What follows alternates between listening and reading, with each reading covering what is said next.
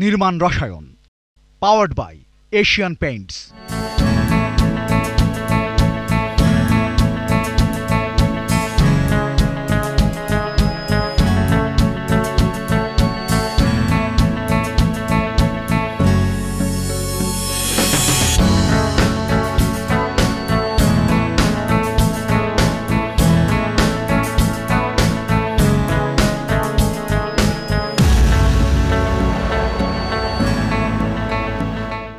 প্রিয় দর্শক, স্বাগত জানাচ্ছি নির্মাণ রসায়ন অনুষ্ঠানে পাওয়ার্ড বাই এশিয়ান পেইন্টস। স্থাপত্য, পুরকৌশল, নগর পরিকল্পনা সহ নির্মাণ সংশ্লিষ্ট নানা বিষয় নিয়ে আমাদের এই অনুষ্ঠান। এবং আজকের অনুষ্ঠানে আমরা মূলত আলোচনা করব সর্বজনীন গম্যতা বা ইউনিভার্সাল অ্যাক্সেসিবিলিটি নিয়ে। আমাদের আজকের অতিথি স্থপতি ফাহিম হাসিন সহন, যিনি মাস স্টুডিওর কর্ণধার, এবং তিনি সহ 3 জন স্থপতি মিলে বাংলায় ইউনিভার্সাল অ্যাক্সেসিবিলিটি গাইডলাইন তৈরি করেছেন। ভাইয়া, স্বাগত আপনাকে। ধন্যবাদ। আজ মূলত কথা বলতে চাই, আপনারা যে গাইডলাইনটি তৈরি করেছেন এবং বিভিন্ন জায়গায় অ্যাক্সেসিবিলিটি অডিট করছেন, তার যে বাস্তব অভিজ্ঞতা সেই বিষয়ে। তবে সেই আলোচনায় যাওয়ার আগে একটু দর্শকদের উদ্দেশ্যে যদি সর্বজনীন গম্যতা কি সেটি একটু তুলে ধরতেন। সার্বজনীন গম্যতা শব্দটার মধ্যেই আসলে এটার সংজ্ঞাটা আছে। সার্বজনীন গম্যতা অর্থ হচ্ছে সবাই যেখানে যেতে পারবে, সবাই যেখানে প্রবেশ করতে পারবে, সার্বজনীন গম্য। সো সবাই আসলে কারা?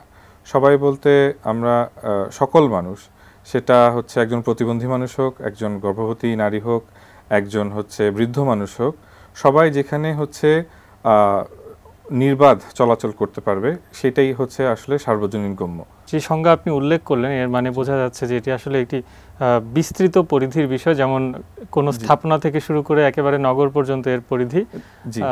যদি বিষয়টি দর্শকদের উদ্দেশ্যে পরিষ্কার করার জন্য আরেকটু বলি, ধরুন আপনি আপনার শিশু সন্তানকে স্ট্রলারে করে রাস্তায় নিয়ে হাঁটছেন, এবং আমাদের শহরের ক্ষেত্রে আপনি কি দেখে থাকবেন সাধারণত, আমাদের ফুটপাথগুলো উঁচু নিচু, এবং ফুটপাথ থেকে যে র্যাম্পে করে আমরা নেমে যাচ্ছি কিংবা কোনো ভবনে প্রবেশ করছি, সেই স্ট্রলারটাকে আপনাকে কখনো কোলে তুলতে হবে, কখনো ঠেলে বা ধাক্কা দিয়ে আপনাকে বিভিন্ন জায়গায় পারাপার করতে হবে।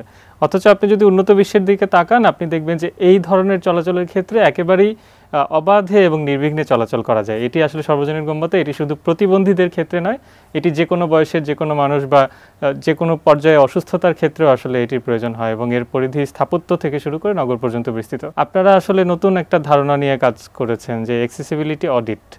আমরা বিভিন্ন সময় দেখেছি যে বিল্ডিংয়ের নানান রকম বিষয় নিয়ে আসলে কাজ করা হয়, যে সেখানে কত % গ্রিনারি আছে বা সোলার প্যানেল ইউজ করা হচ্ছে কিনা, অনেক ফিচার নিয়ে অনেক ধরনের অ্যানালিসিস করা হয়।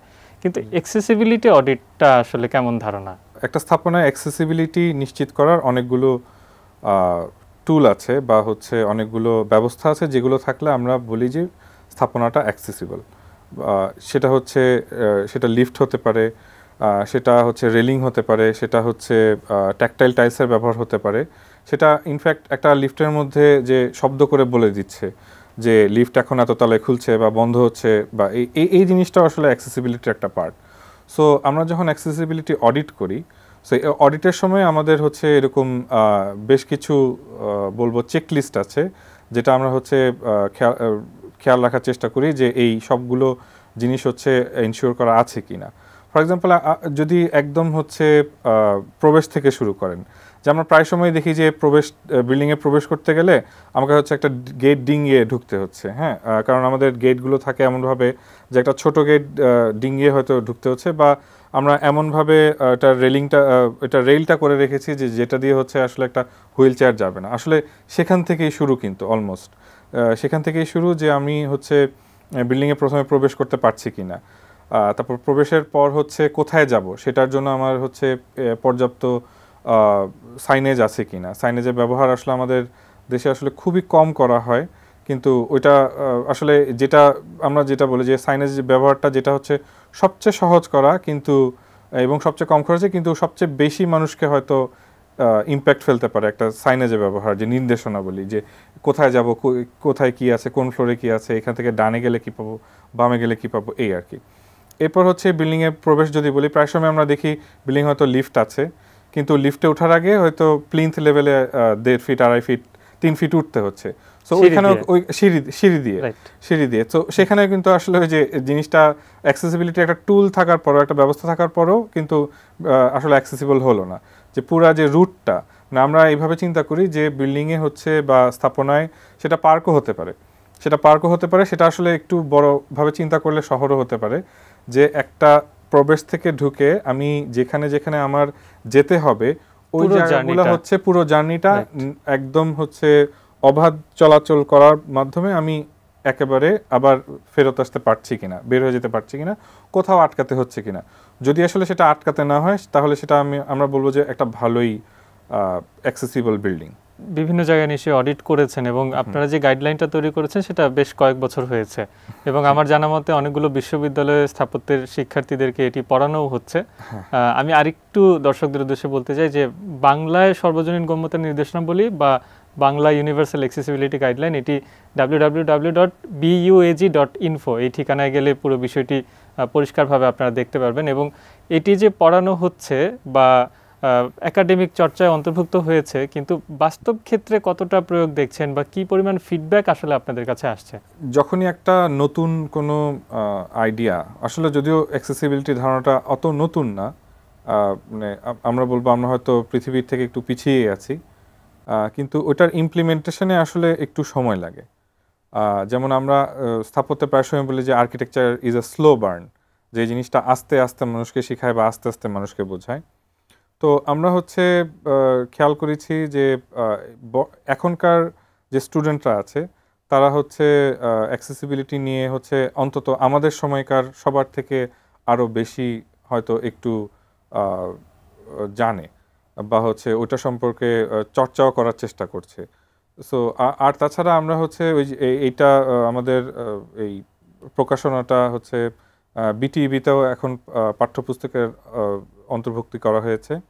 সো সেখানেও আমরা হচ্ছে যারা আমাদের একটা পয়েন্ট ছিল যে প্রায় সময় দেখি আমরা স্থপতিরা হয়তো ডিজাইন করে দিচ্ছি এবং ইঞ্জিনিয়ার লেভেলে যে আছে সেও হয়তো জিনিসটা সম্পর্কে জানে, কিন্তু অ্যাকচুয়ালি সাইট ইঞ্জিনিয়ার যারা হচ্ছে বা ফিল্ডে যারা কাজ করছে তাদের মধ্যে দেখা যায় যে এইটার পরিধিটা কম আর কি।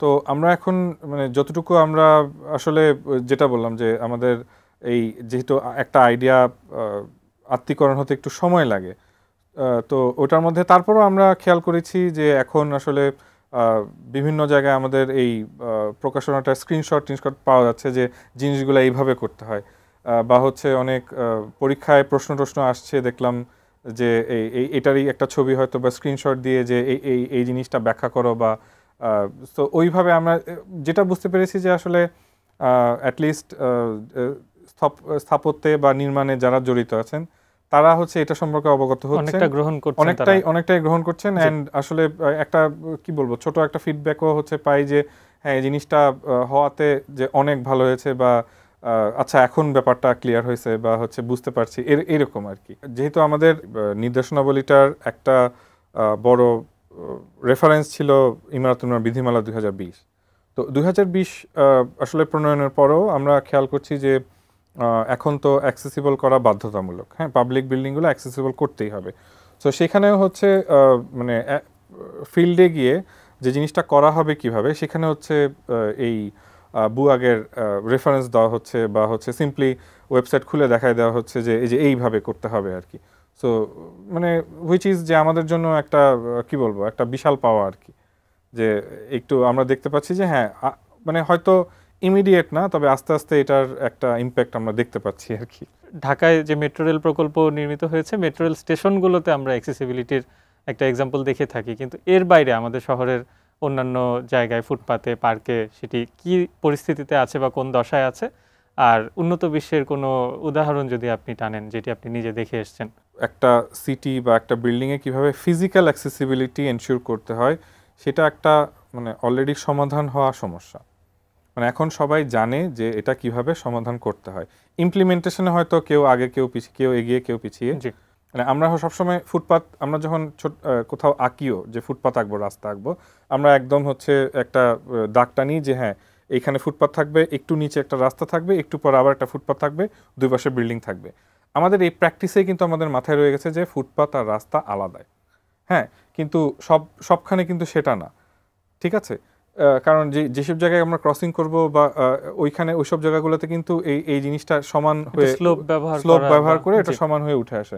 জাপানিজ কোনো অ্যানিমে দেখি বা কিছু, ওইখানে হচ্ছে রাস্তা বোঝানোর জন্য এই ট্যাকটাইল টাইলগুলো ইউজ করে, যে রাস্তা কিভাবে আমরা রাস্তা বোঝাবো, কিভাবে ফুটপাথ বোঝাবো, সেখানে একটা ট্যাকটাইলটা ইউজ করে। কিন্তু আমরা কিন্তু সেভাবে বুঝাই না।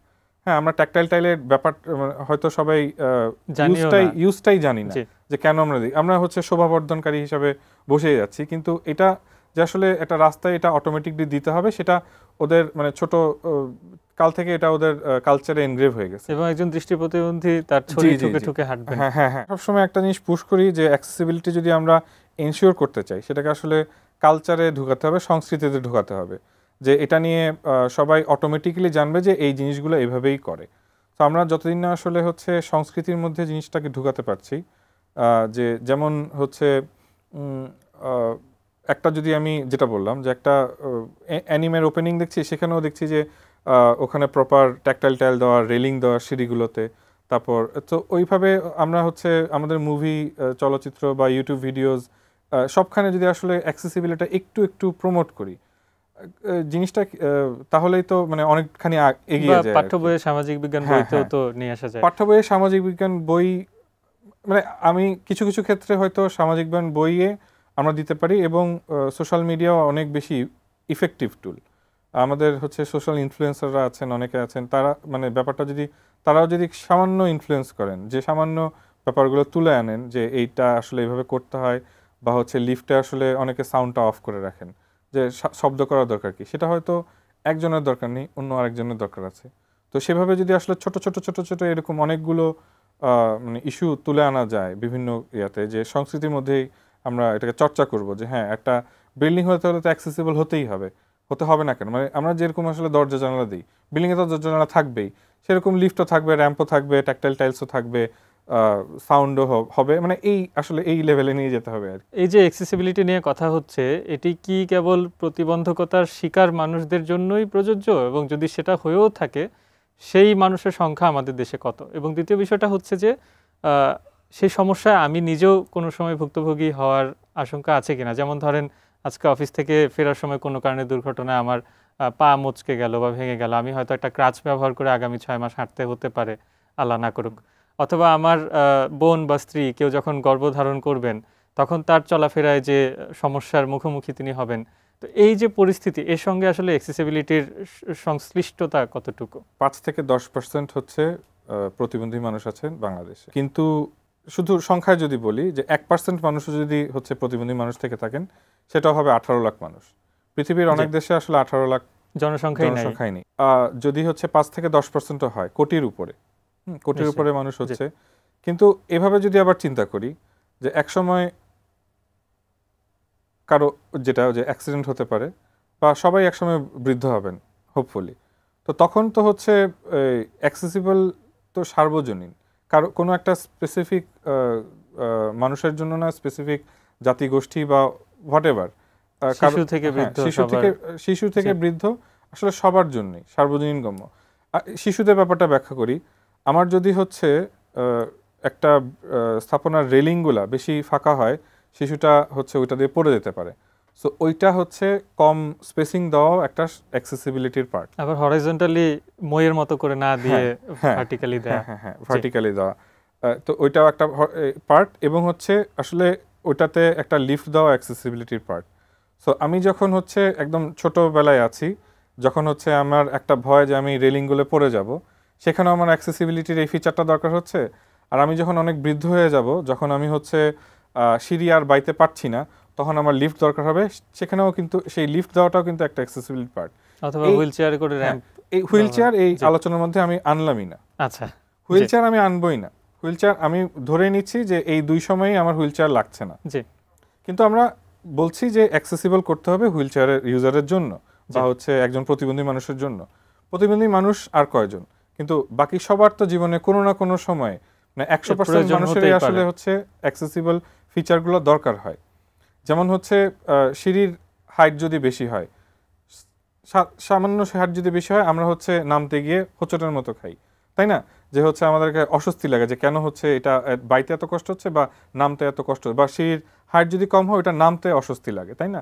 সো এই যে আমরা সিঁড়ির হাইট একটা নির্দিষ্ট সবখানে ইউজ করবো, এই লিমিটের মধ্যে ইউজ করবো, এটাও একটা অ্যাক্সেসিবল ফিচার।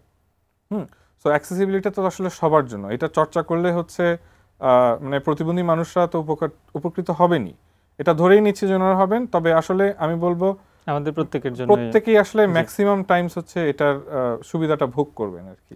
অনেক ধন্যবাদ ভাইয়া, আপনি আমাদের আজকের অনুষ্ঠানে সময় দিয়েছেন। প্রিয় দর্শক, আমরা কথা বলছিলাম সর্বজনীন গম্যতা নিয়ে, এবং এটি আসলে আপনার আমার প্রত্যেকের যেমন দরকার, আমাদের বৃদ্ধ বাবা মায়েদের জন্য দরকার, এবং পরিবারে আরও যারা আছেন, এবং বিশেষ করে যারা প্রতিবন্ধকতার শিকার কিংবা যে কোনো পরিস্থিতিতে যে কোনো সময় দুর্ঘটনার শিকার হলেও কিন্তু আমরা এই সর্বজনীন গম্যতা অনুসরণ করে যদি আমাদের স্থাপনা ও নগর নির্মাণ করি, সেটি কিন্তু আমাদেরই উপকারে আসবে। এবং যেই সর্বজনীন গম্যতার নির্দেশনাবলী, অর্থাৎ buak.info যে ওয়েবসাইটটি নিয়ে আমরা কথা বলছিলাম, সেটি কিন্তু এক্ষেত্রে আমাদের জন্য অনুসরণীয় এবং অনুকরণীয় হতে পারে। এই ছিল আমাদের মূল আলোচনা। নিশ্চিত ছোট্ট একটা বিরতি, বিরতির পর থাকবে এক্সপার্ট টাইম। সে পর্যন্ত সঙ্গেই থাকুন।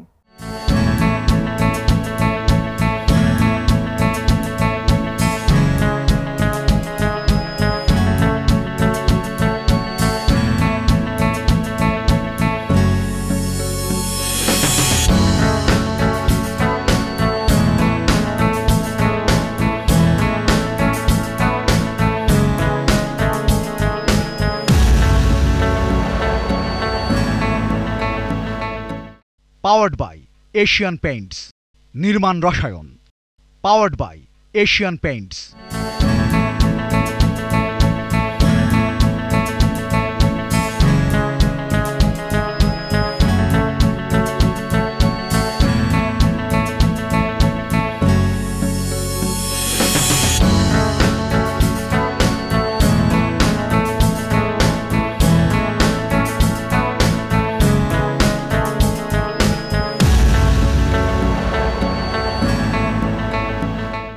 প্রিয় দর্শক, বিরতির পর নির্মাণ রসায়ন অনুষ্ঠানে আরও একবার স্বাগত জানাচ্ছি। এবারে থাকছে এক্সপার্ট টাইম। সবাইকে স্বাগত জানাচ্ছি আজকের এশিয়ান পেইন্টস এক্সপার্ট টাইমে। আজকে আমাদের সাথে আছেন আর্কিটেক্ট কাজী নুরুল করিম স্যার। কেমন আছেন? আমি ভালো আছি। এখনকার বিল্ডিংগুলোতে অনেক বেশি পরিমাণে নোনা এবং ড্যাম্পের একটা জায়গা আসে, যে স্কার্টিং যে ওয়ালগুলো থাকে সেই জায়গাগুলো থেকে একটা ড্যাম্প হয়তো আসতে পারে, বা ওয়েট এরিয়া যেটা থাকে সেখানে হয়তো ড্যাম্প আসতে পারে, বা ওয়াশরুমের অপোজিট ওয়াল দেখা যায় সেটার অপোজিটে সবার আগে ড্যাম্প চলে আসে। সো এই ক্ষেত্রে স্যার আপনি কোন ধরনের সলিউশনকে প্রায়োরিটি দিয়ে থাকেন? বুঝতে হবে আমাদের দেশে কিন্তু শীতকালেও 50%, 40-50% হিউমিডিটি কিন্তু অ্যাটমসফিয়ারে থাকে। তো আমরা যখন একটা দেয়াল তৈরি করি, দেয়ালের ভিতরে যে প্লাস্টারটা দেই, দুটি ইটের মাঝখানে যে প্লাস্টার তৈরি করি, এখন বাইরেই যদি 40%-50% যদি শীতকালে থাকে, আর বর্ষাকালে তো শতভাগ থাকে, তো এর উপরে আমি আবার একটা প্লাস্টার দিই, যে স্ট্রাকচারটাকে আমি সুন্দর করতে চাচ্ছি তার ভেতরে আমি প্রচুর ময়েশ্চার রেখে দিয়ে আসলাম। আমাকে আসলে পানিকে দূর করতে, এই বিষয়গুলি মাথায় রেখেই আমাদের আসলে চিন্তা করা উচিত যে আমি আসলে কী ধরনের টেকনোলজি ব্যবহার করব। ফেরাসের উপরে, লোহার উপরে যে আন্ডারকোট ব্যবহার করা হয় সেইটাই ব্যবহার করতে চাইব। আমি জিঙ্ক ফসফেটের কথা বলতে পারি। Zinc phosphate has got a chemical reaction with the steel members. এখন যদি আসি আসলে রঙের কথায় আবার ফিরে, সো রঙের ক্ষেত্রে যদি রেসিডেন্সিয়াল বিল্ডিং হয়, সেই ক্ষেত্রে ইন্টেরিয়রের ক্ষেত্রে আপনারা আসলে কোন ধরনের ফিচারটাকে বেশি প্রায়োরিটি দেন রং সিলেকশনের ক্ষেত্রে, এবং অ্যাজ ওয়েল অ্যাজ এক্সটেরিয়রের জন্য কোন জিনিসগুলোকে বেশি প্রায়োরিটি দেন? আমি বাইরেরটা আগে বলি। এক্সটেরিয়রের ক্ষেত্রে সাধারণত আমরা যে জিনিসটা বেশি মনোযোগ দিয়ে থাকি যে এ যাতে আমার সারফেসটাকে প্রোটেক্ট করতে পারে, সেটা ক্লাইমেট থেকে, ক্লাইমেটে যেমন রোদ আছে, বৃষ্টি আছে, ধূলিঝড় আছে, সব কিছুই মিলেই, কারণ আস্তে আস্তে প্রলেপ পড়তে থাকে। তো এমন একটা পেইন্ট ব্যবহার করা উচিত, বা এমন একটা প্রোডাক্ট ব্যবহার করা উচিত যে প্রোডাক্টটা অবশ্যই আমার এই সমস্ত প্রাকৃতিক দুর্যোগ থেকে আমার মানে ইয়েকে রক্ষা করবে। তাহলে সেই ক্ষেত্রে হাই ওয়াশেবিলিটি একটা ব্যাপার হয়তো আপনি চাচ্ছেন। হাই ওয়াশেবিলিটি, এবং এটা যাতে খুব তাড়াতাড়ি ফেড না হয়ে যায়, যাতে রিপেন্টিং এ দেরিতে যেতে হয়, সেক্ষেত্রে আমরা পিইউ মানে বেসড ম্যাটেরিয়াল ব্যবহার করতে পারি।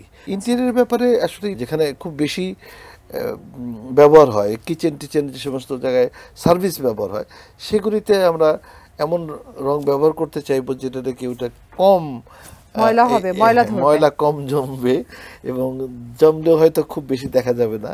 আর একটা হলো যে আমি যে বেডরুম আসলে সেটা খুব স্মুথ একটা জায়গা, যেখানে গেলে আমি গেলে আমার ঘুম আসবে, সেরকম আমি কোনো হট কালার ইউজ করব না স্বাভাবিক কারণেই। ক্লিনিংয়ের ব্যাপারটা তো খুব পরিষ্কার, সেটা হলো যে একটা বিল্ডিংয়ে যখন আমরা ইন্টেরিয়ারে কাজ করি, যখন এক জায়গায় একটা ওয়ালে রং লাগাই, তখন যদি কোনো কারণে যদি এটা ফেড হয়ে যায় বা কোনো কারণে যদি অন্য কোনো দাগ বসে, তাহলে স্মার্ট ক্লিনিং প্রোডাক্ট ব্যবহার করা উচিত। এখন যেটা দেখা যায় সেটা হচ্ছে হাই রাইজ বিল্ডিং অনেক বেশি বেড়ে গেছে এবং এটার সাথে যেটা হচ্ছে যে আমাদের বাইরে টেম্পারেচার অনেক বেড়েছে, টপ ফ্লোরটা দেখা যাচ্ছে সব থাকতে সবচেয়ে বেশি কষ্ট হচ্ছে এবং আগের মতো জলছাদও পাওয়া যাচ্ছে না। সো এই ক্ষেত্রে এখন আমরা আসলে ছাদে সলিউশনে আমরা কোন ধরনের প্রোডাক্ট আমরা ইউজ করতে পারি?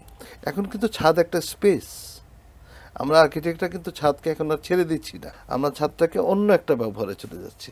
সেই ক্ষেত্রে আমাদের মনে হয় যেন ছাদ এখন আর আগের ছাদ নাই। স্যার এখন তাহলে হিট এবং আমরা যেটা শুনলাম যে ওয়েট, এই দুইটাকে যদি আসলে আমরা একসাথে ট্রিট করতে যাই, তাহলে কোন ধরনের সিস্টেম সলিউশনে যাওয়া উচিত?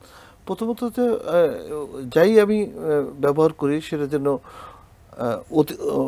আবার ওজনটা যেন না বাড়িয়ে দেয়, ওয়েটটা যেন না বাড়ায় এক, আর দুই নম্বর হলো যে এটা যেন রিফ্লেক্টেবল একটা কোয়ালিটি থাকে। তো যেটা হয় কি ফাইবার বেস টেকনোলজি যেটা আছে সেটা ব্যবহার করা যেতে পারে। স্যার আপনার এই এত ব্যস্ততার মধ্যে আমাদেরকে সময় দিলেন, আমাদেরকে অনেক ডিটেল ব্যাপার অনেক এক্সপ্লেন করে বললেন, ধন্যবাদ আপনাকে। তোমাকে অনেক ধন্যবাদ। দর্শক, আজকে আমরা ইন ডিটেইলে জানলাম আসলে যে আমরা ছাদে কেন কোন ধরনের সলিউশন ইউজ করব, ওয়েটলেসের জন্য কি হতে পারে, হিট প্রুফিংয়ের জন্য কি হতে পারে, অ্যাজ ওয়েল অ্যাজ আমাদের ইন্টেরিয়র এবং এক্সটেরিয়র কোন ধরনের প্রোডাক্ট আসলে আমাদের কোথায় ইউজ করা উচিত। বিশ্বাস করছি এই ডিসকাশন আপনাদের ডিসিশন মেকিংয়ে হেল্প করবে।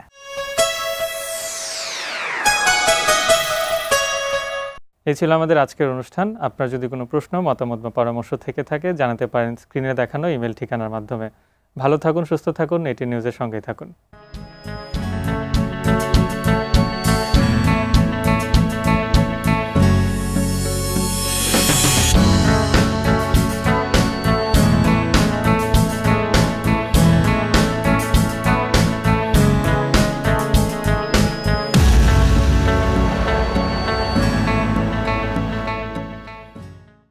Powered by Asian Paints.